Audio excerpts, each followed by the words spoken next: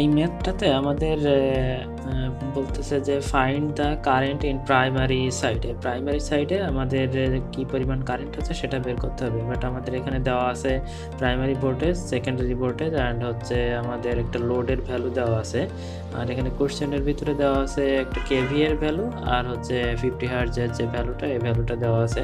But আমাদের এই ভ্যালুটা এই ম্যাথে কাজে লাগবে না, আমাদের শুধু এই প্রাইমারি ভোল্টেজ, সেকেন্ডারি ভোল্টেজ এবং লোড নিয়ে কাজ করলেই হয়ে যাবে।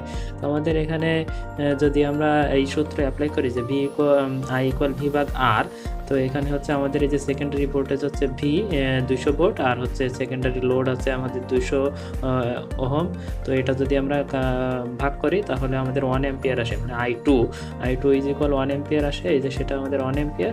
অ্যান্ড আমরা যে ফর্মুলা জানি যে I2/I1 ইজ ইকুয়াল V1/V2, আমাদের যেহেতু V1 এবং V2 দেওয়া আছে, সো আমরা এই সূত্র থেকে আমরা এখান থেকে যেহেতু আমরা I2 এর ভ্যালুটা আগেই বের করছি, এখন আমাদের অজানা হচ্ছে I1।